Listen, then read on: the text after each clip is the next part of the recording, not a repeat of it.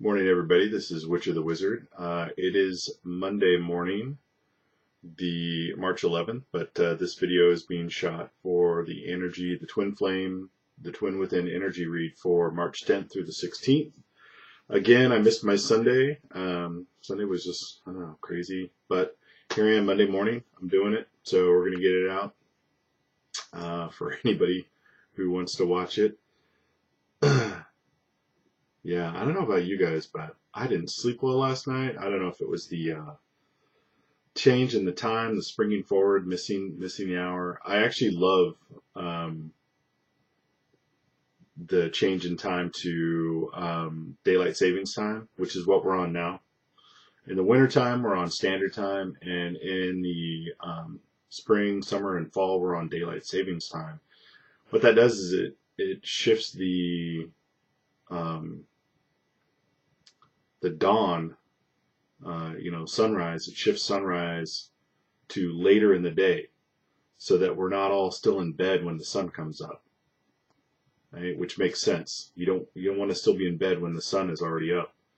You want to be up and out of bed as the sun is coming up, so that you have the sun up in the sky for more of your waking day, right? So now, instead of the sun going down at 6 o'clock in the evening, it went down and like 7:30 last night, which was great.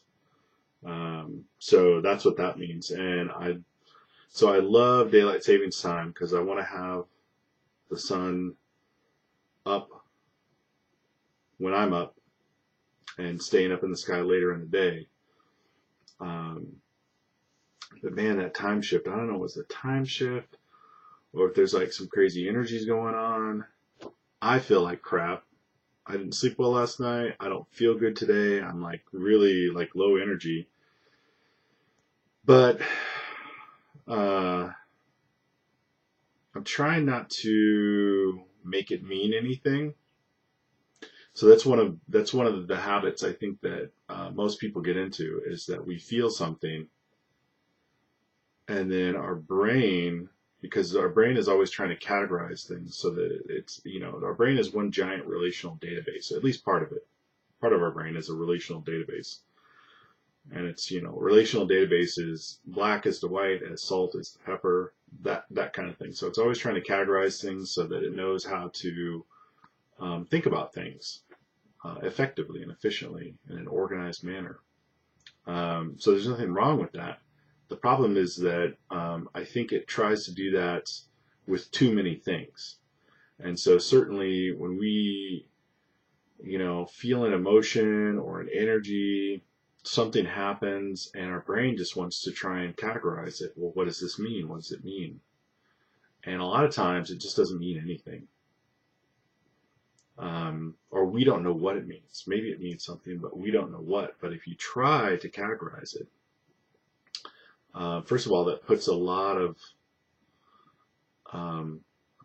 work on you.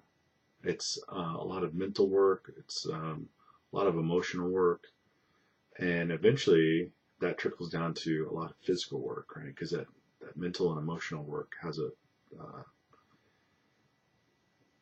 it takes a toll on us physically, absolutely. And so one of the habits that I've really been trying to get into throughout the last several years is to allow myself to feel emotions.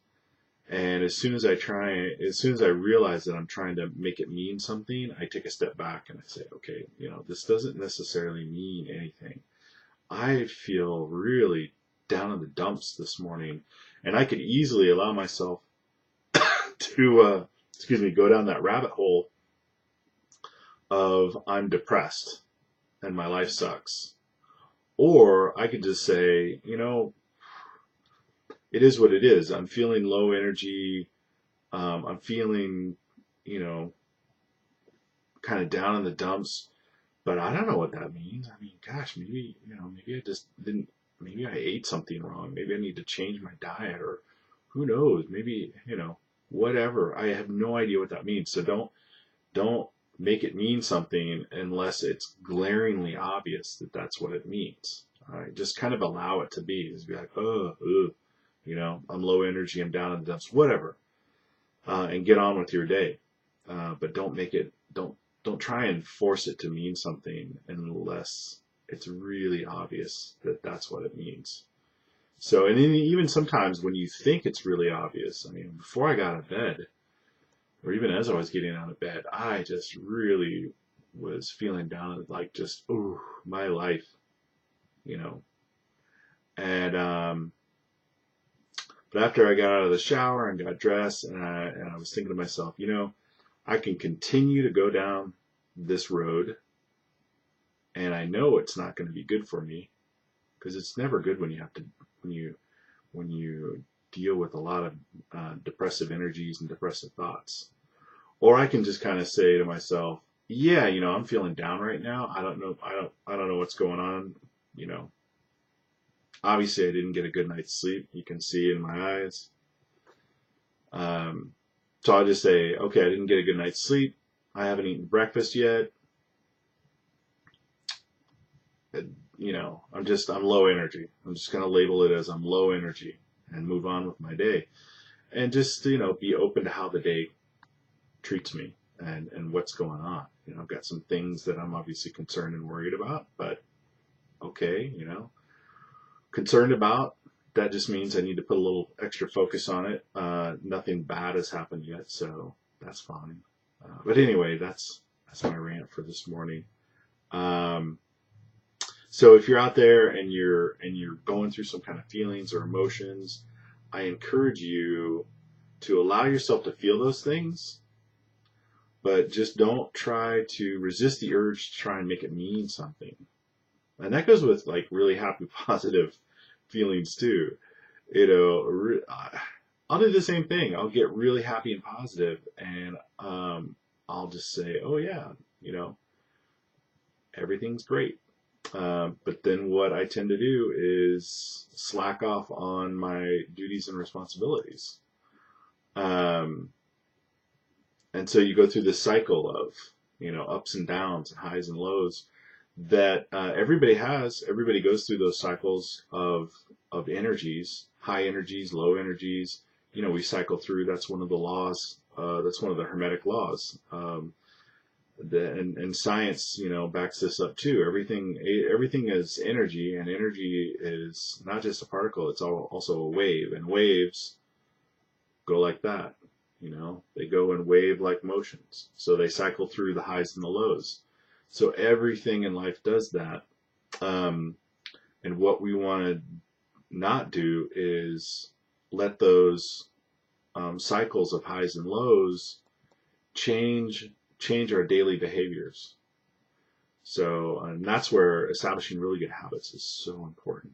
When I was young, I remember when I was really young, like 5, 6 years old, and all these older people around me would constantly say, the secret to a good life is good habits. And I had no idea what that meant. But, as you get older and you recognize that you have some bad habits and you want to try and change those, first of all, it's really difficult to change a habit, especially one that you've established when you're young. It's not impossible. Nothing is impossible. You can change any habit. You can change any habit. You can do it. So nothing is impossible. But it just takes a lot more work, and it takes a lot more focus. The older you get, the longer that habit has been a habit. It takes more time to change it. And so you're kind of you're fighting against gravity at that point. But it can be done. It can absolutely be done. You just have to be really intentional about it. Then the other thing, so changing bad habits to good habits is really hard. The other thing is that having good, well-established habits, keeps you steady through these cycles. As our energy's going up and down, it keeps us steady. And so even though we have these normal cycles of up and down, these rhythms that we go through in life, we're not allowing those rhythms to disrupt our normal routines, because normal routines are what help us with progress, right? You know, if you work really hard when you're in a down cycle, you work really hard, and then things start to get really good, and then you go, oh, things are good, I don't need to work hard anymore to maintain this, then they start to go down again. I mean, that's just the normal rhythm of life.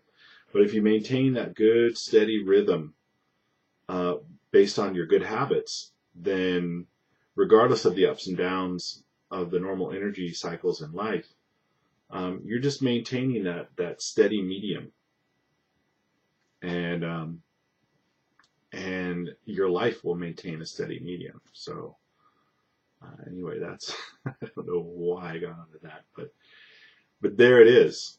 So well, and then so for the first card, the feminine energy is the Seven of Wands. So for me, the Seven of Wands is getting out and mixing it up with the external world, right? So whatever our hopes, dreams, desires, plans for our day, plans for our life, plans for the future, what we're trying to accomplish in life, our goals and directions. Once you've kind of gotten everything um, established within yourself, the Seven of Wands is really when you step out and put it to the test of the public. And you're like, yeah, here's my idea, here's my goal. And all those other wands are other people trying to, trying to get their goals going too. They're trying to manifest their goals and desires. And so we're all out there in kind of the public forum, the public milieu, trying to put forward our goals and aspirations. And so it's really about competition, and putting your ideas to the test, putting your desires to the test, putting it out in the public and seeing if it flies, seeing if people are interested, seeing if how does it compete against other people's ideas, and that sort of thing. So having your own personal life on a really nice, steady, even keel helps you have more energy when you need to get out into the public and put your ideas and dreams and desires forth to the public. Right? So you've got your house in order. If your house is in chaos and you're trying to get out and compete in the outside world, and you see all that chaos in front of you, but then you've got chaos behind you, man, that's a tough road. That's a tough road to hoe, as they used to say when people farmed. That is a tough road to hoe. So you're doubling your energy, right? You're splitting yourself. And what do they say? A house divided doesn't stand. So the feminine energy is about putting yourself, this week, it's about putting yourself out there. And even if your house is messy and it's not in order, sometimes we just got to say fuck it and go out there. I fall into this. I took the Enneagram personality test, and what came up for me was perfectionist. I am the perfectionist personality type. And how that shows up in my life is that I want everything to be perfect before I will attempt. And so very often I don't even get to the Seven of Wands because I am still trying to make sure that everything is perfect. And the thing is that there's nothing is perfect. There's no such thing. Perfection is an illusion. It's an illusion. It doesn't exist because everything's in constant motion. Everything's in constant change. And perfection is one way of attempting to avoid being vulnerable. And you see this guy, he's going out there in front of all these people and he's really vulnerable. He's just got his one wand, and there's 6 other wands out there that he's kind of got to defend his ideas and agendas against his desires. Everybody's saying, well, who the fuck are you, right? And he's got to say, hey, I think I've got a really good idea. I've got, this is worthwhile. My idea is worthwhile. My desire is worthwhile. my agenda in life is worthwhile. And all these other people are saying, well, maybe, maybe not. And so by being a perfectionist, you avoid putting yourself out there and being vulnerable. And when you avoid that, yeah, you avoid the discomfort of not knowing whether your ideas are going to be accepted or rejected. But if you never make yourself vulnerable to that situation, guess what? Your ideas never will be accepted. They'll never be accepted. Yeah, they might get rejected, but that's okay. We get new ideas. We often go back and perfect our ideas and make them better and go, oh wow, I didn't even think about this. And we come back with something that's even greater than what we had originally proposed. But if you never do that, not only will it never get rejected, it will never, ever, ever get accepted. So I know the feminine energy is a receptive energy, and it likes to, be in its household. It's likes to be in its safety zone. But we've got to learn how to be vulnerable and put ourselves out there and get shot down. And be okay with that and say, oh, okay, well, this, for whatever reason, got shot down. Let's think about it. Let's figure out something newer and better, and just keep doing that until we get to the truth of who we are, and we're so centered in ourselves that that our truth comes out. And yeah, it's going to get shot down by some people, but then there's other people that are going to be there who are actually going to be holding up all of their wands, cheering for your ideas. Like, look at that. They could be, those wands, those other wands, they could be people rallying against you, or they could be people rallying for you. And it's really up to your perspective. And that guy could be in a defensive mode, or he could be in kind of a fuck yeah mode. And that's something that you'll never know unless you're able to be vulnerable and put yourself out there and say, this is what I want in life. This is what I think is cool and interesting and worthwhile.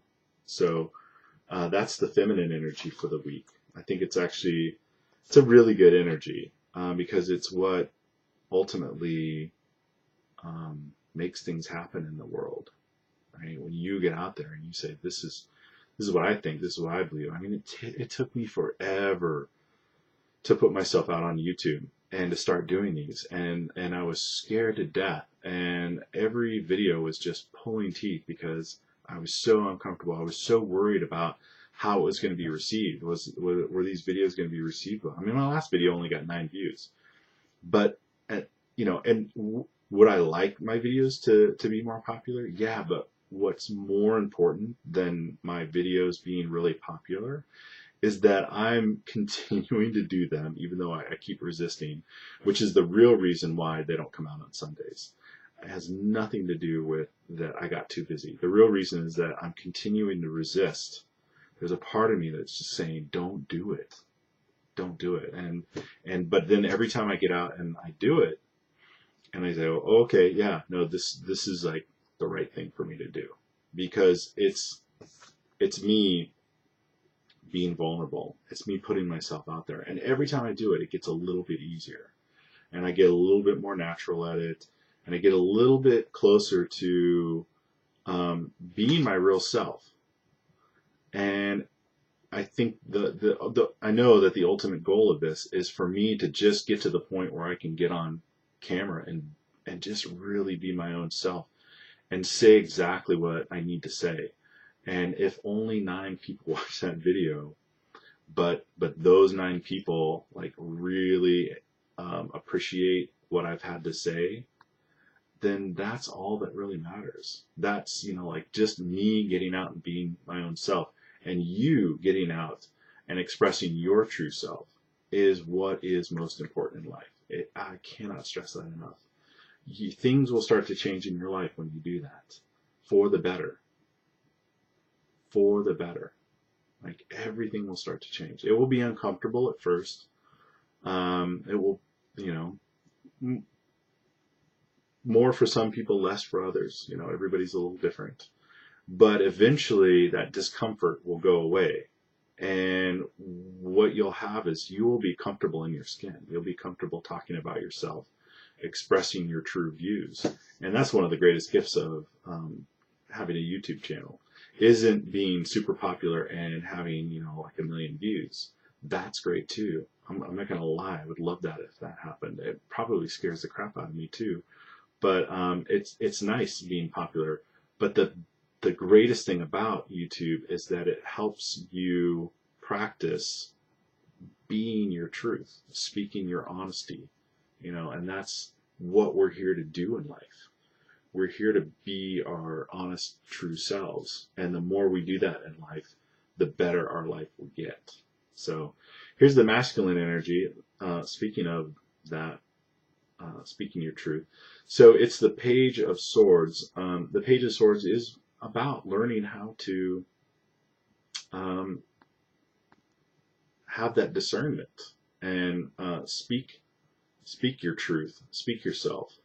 Let's see if I can get that to focus a little better. So, the pages are just starting out in learning what they're here to learn, and so they're not exactly comfortable, but they're willing to do it because they know that their ultimate goal is to become the king, which is having that mastery, both that energy internally and externally, right?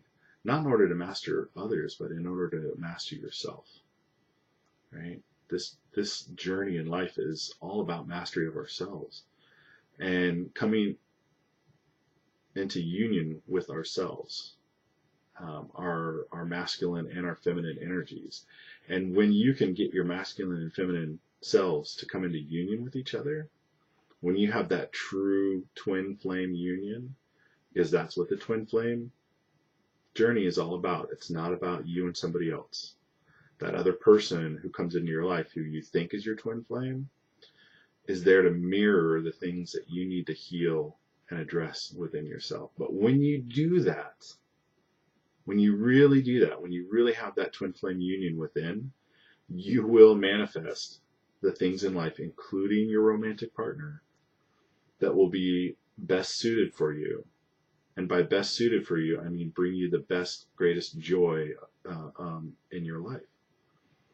So there's nothing wrong with the idea of having this kind of soulmate romantic partner, but the twin flame journey is not about that. It's about you falling in love with yourself and coming into union, your masculine and feminine energies coming into union, which I suppressed my feminine energies for a long time because they were so strong in me. I had such a strong, connection to my feminine energies that I really suppressed that because guys weren't supposed to be that way. And what that ended up doing was it ended up really wrecking my masculine energy as well, because they're two sides of the same coin. You can't have a strong masculine if you don't have a strong feminine. You can't have a strong, healthy feminine if you don't have a strong, healthy masculine. They are two sides of the same coin. They are one and the same thing. And so if you really want to lead a genuinely joyful, happy, abundant life, you have to come into union with both sides of yourself. And then that also means coming into union with the light side of yourself and the shadow side of yourself, right? The parts of you that you don't like, that you disown for whatever reason. And why do you disown them? You have to feel both your really good feelings, your really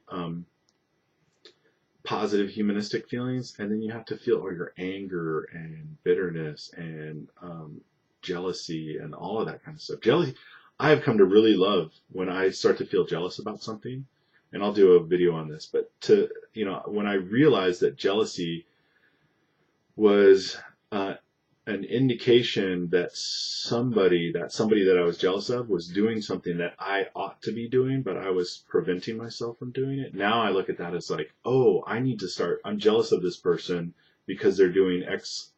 And so I need to look into X and see how I can start doing that myself.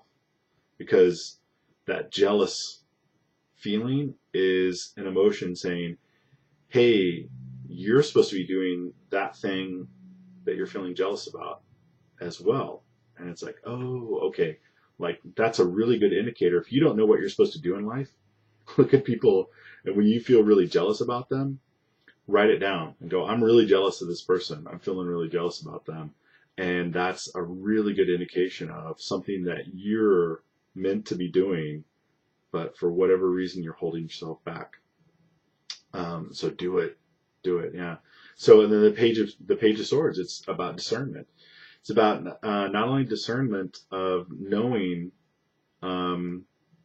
yourself and your boundaries, but then also being able to speak that truth, speak your boundaries, and knowing, hey, this is me and this is what's right for me, and this is not me and this is not what's right for me. And the trick is being able to speak that in a way that's non-confrontational. And I mean, sometimes you have to be confrontational, but non-judging, right? So when you confront somebody and you say, and you draw a boundary or you speak your truth, you do it in a way that's not judging the other person as good or bad. It's speaking from the, this is what's right for me, or this isn't right for me. And you kind of keep the other people out of it. In order for you to be right, you don't have to make somebody else wrong. And we often do that as well. We feel like in order to justify how we feel,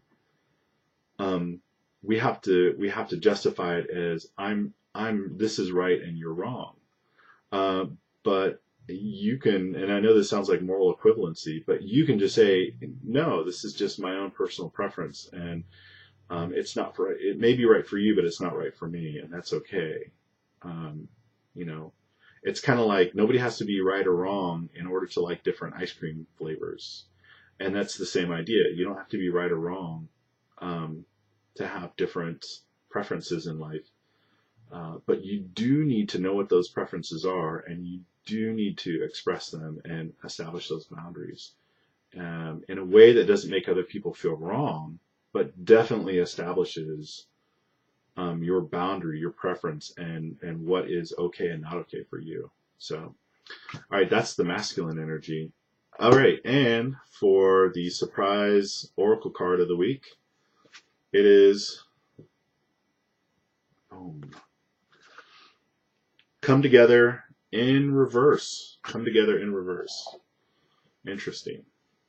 Especially since we were talking about, the twin flame journey coming together within yourself. So come together. Love needs to be shared. So in the reverse, when the Come Together card appears reversed, it is a sign that perhaps a love connection is unbalanced. Ooh. Twin flames experiencing love connections that are unbalanced. Is intimacy being withheld from you, or are you withholding it from another? Longing and yearning are often mistaken for love, when in fact they are signs of lack. That is definitely true. Perhaps you've been doing all the emotional work and pouring your water into an empty well. I know I've done that a lot in my life. To the point that you are now also depleted. Yep. Know this, true love will not be denied you. What is truly for you will never walk past you or require this much energy. Drop the agendas, drop the agendas, the fight, the need to win, and allow love to flow through you. True love will always find its reflection in another. Yeah, couldn't have said that better. I want to do a big video on this, but when you are pouring your love into another and it's going into an empty well and it's not being reflected back to you, it is a symptom of soul loss, and you are looking to find that piece of your soul that you lost in another. And I just kind of had this big revelation a couple of days ago about this myself, and it has colored my entire view of the whole twin flame journey and codependency. So I'm going to do I've been meaning to do a big video on the twin flame journey and what I feel it really means. Again, my own personal opinion, but I've been on this journey since 2014, and have spent pretty much all my waking hours since then trying to figure out what the heck is going on. And I just literally a couple days ago had finally all the pieces fall into place in this huge epiphany. And I'm gonna do a video, and I'm gonna call it something like the twin flame journey, why it's toxic yet helpful, or the twin flame story, why it's toxic but helpful. But anyway, and it really comes down to people who have experienced some soul loss, and that's kind of a shamanic term, and have that empty piece inside of them that they're trying to regain, and they're going about it in a very unproductive and painful way. So I'll do a big one on that. I think I'm going to try and get it out either this week or next week. I got to write down my thoughts while they're still fresh. But anyway, that's it for this week. I really hope that you're all doing well, wherever you are in the world. If you have any comments, please feel free to comment. That's another thing. I'm never going to turn off my comments, because that's what these channels are for. It's for people, to express yourself. And even if you feel like you need to express something really nasty and mean, get it out. Like, say it, get it out. Get it out of yourself. Express it, and heal from that. So that's it. Have a great week. Be well. Be safe. And until next week, I'll see you later. Bye.